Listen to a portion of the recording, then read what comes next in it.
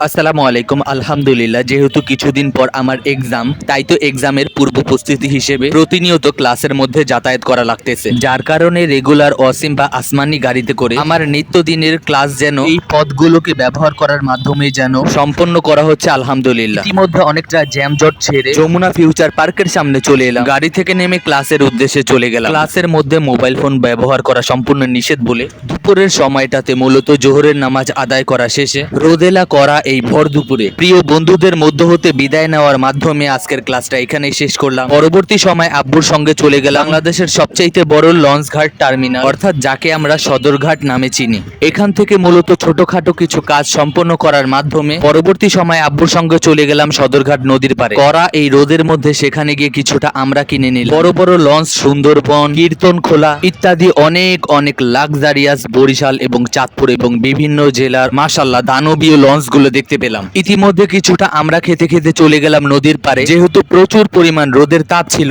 এতটা গরমের মধ্যে এরকম টক জাতীয় ফল খেতে অনেকটা ভালোই লাগছিল মাশাআল্লাহ। অনেকটা রোদ থাকা সত্ত্বেও এরকম নদীর তীর পার্শ্ববর্তী এরিয়ার মধ্যে দাঁড়িয়ে থেকে এবং টক জাতীয় আমরা খেতে আর এরকম চমৎকার ভিউ দেখতে দেখতে মাশাআল্লাহ মনটা অনেক ভালো লাগছিল। যদিও বা ছোটবেলা নদী দেখতে অনেক ভয় লাগতো, ছোটবেলা যেহেতু সাঁতারও পারতাম আর এরকম দানবীয় বড় বড় লঞ্চের সামনে দিয়ে গেলেও অনেক ভয় পেতাম। যাই হোক, ইতিমধ্যে আব্বুর সঙ্গে পুরান ঢাকা নাজিরা বাজারের মধ্য দিয়ে চলে যাচ্ছি। আব্বু আর আমি মিলে অটোরিকশায় করে ঢাকার বিখ্যাত ও জনবহুল নিউ মার্কেটে চলে যাচ্ছি। এখান থেকে আমার জন্য কিছুটা শার্ট প্যান্ট ক্রয় করবো আর আজকের ভিডিওটা মূলত এই পর্যন্তই। ইনশাল্লাহ দেখা হবে অন্য কোনো ভিডিওতে। আল্লাহ হাফেজ। আসসালামু আলাইকুম।